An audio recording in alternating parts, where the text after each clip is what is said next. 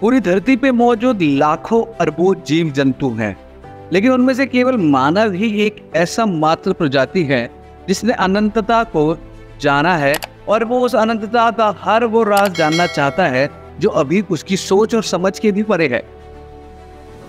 अलौकिक दुनियाओं में चलते हुए वो सितारे जो खामोशी में ब्रह्मांड के अंधकार में जगमगा रहे हैं, और वो उस अनंतता का हर वो राज जानना चाहता है, और वो उस अनंतता का हर चीज जो उसे समझ में आए या ना आए, वो सीक्रेट्स वो मिस्ट्रीज खोज में लगा है। दोस्तों, वो चाहता है कि अभी उसकी सोच और समझ के भी परे है वो चीज़ें, अलौकिक दुनियाओं में जो चमकते हुए सितारे हैं, वो ग्रह हैं, वो एस्ट्रॉइड्स हैं, ब्रह्मांड हैं, अनेकों ब्रह्मांड और यूनिवर्सिटीज है इस अंधकार में जगमगा रहे हैं।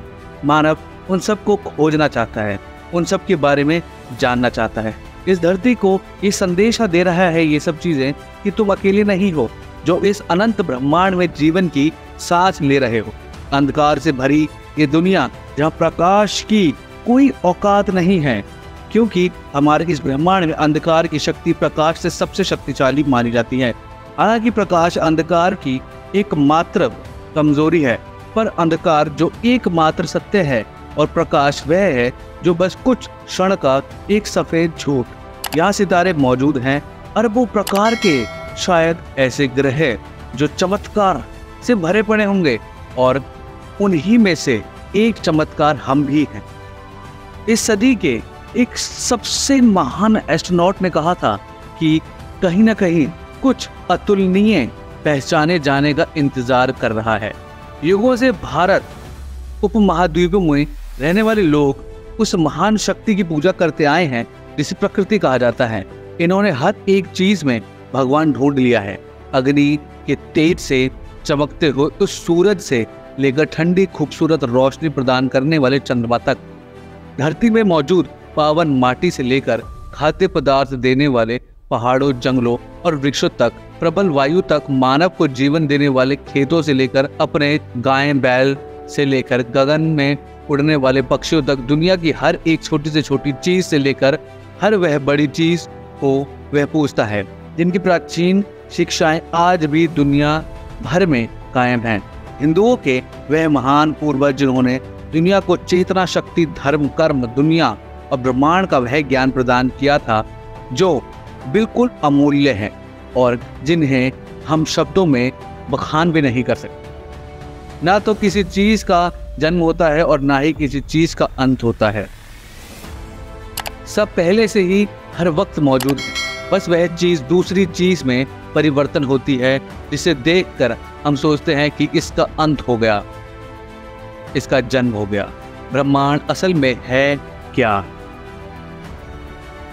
कैसे बना ये अनंत लोक? क्या है ये अनंतता? आज विज्ञान नहीं, आज आप जानोगे। दुनिया के सबसे पुरातन धर्म के पुरातन ग्रंथ में मौजूद वह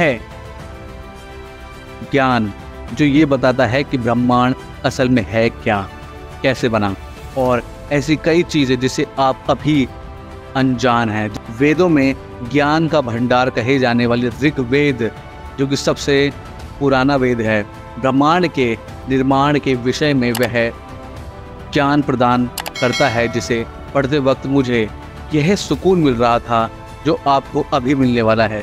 ऋग्वेद का जगत की उत्पत्ति से पहले ना ही किसी का अस्तित्व था, ना ही अनस्तित्व।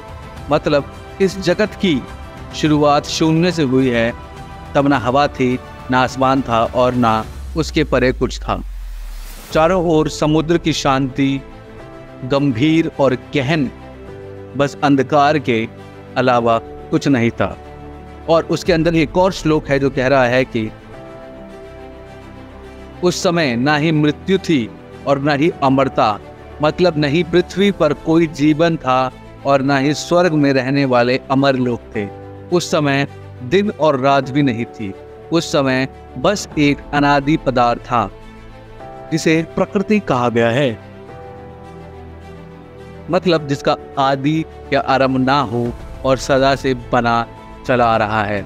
एक और श्लोक है जो कह रहा है कि शुरू में सिर्फ अंधकार में लिपटा अंधकार था, और वो जल की भांति अनादि पदार्थ था जिसका कोई रूप नहीं था, अर्थात जो अपना आयतन ना बदलते हुए अपना रूप बदल सकता था। फिर उस पदार्थ में एक महान निरंतर तप से वो रचयिता परमात्मा भगवान प्रकट हुए। फिर एक और श्लोक में लिखा गया है कि सबसे पहले रचयिता को कामना विचार भाव आता है कि सृष्टि रचना करने का, जो कि सृष्टि उत्पत्ति का पहला बीज था। इस तरह रचयिता ने विचार कर खाई बांटने का काम किया। और अगले श्लोक में कहा गया है कि फिर उसकी कामना रूपी बीज से चारों ओर सूर्य की किरणें समान ऊर्जा की तरंगें निकली, जिन्होंने उस अनादि पदार्थ प्रकृति से मिलकर सृष्टि को आरंभ किया। और इसी तरह अगले श्लोक में कहा गया है कि अभी वर्तमान में कौन पूरी तरह से ठीक बता सकता है कि कब और कैसे इस विविध प्रकार की सृष्टि की उत्पत्ति और रचना हुई, क्योंकि विद्वान लोग तो खुद सृष्टि की रचने के बाद आए थे। अतः वर्तमान समय में कोई ये दावा करके ठीक वर्णन नहीं कर सकता था कि सृष्टि बनने से पूर्व क्या था और इसके बनने का कारण क्या था, और आखिरकार निर्माण हो ही गया। और वो जो इतना सोचता है सृष्टि के निर्माण के बारे में, वो भी समय के साथ धीरे धीरे अपना रंग रूप लेता गया और मनुष्य आगे बढ़ता गया।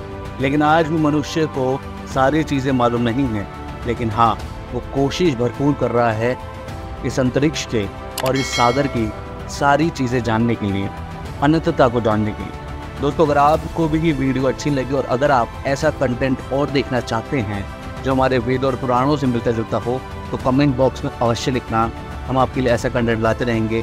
और आपको इसके अंदर कौन सी बात ज़्यादा अच्छी लगी वो भी कमेंट बॉक्स में बताना। और दोस्तों, अपने दोस्तों के साथ ये वीडियो शेयर ज़रूर करना, अपने घर वालों के साथ, अपने माता पिता के साथ, दादा दादी के साथ, अपने भाई बहनों के साथ, ताकि उनको भी मालूम पड़े कि हमारा सनातन धर्म कितना महान। धन्यवाद दोस्तों।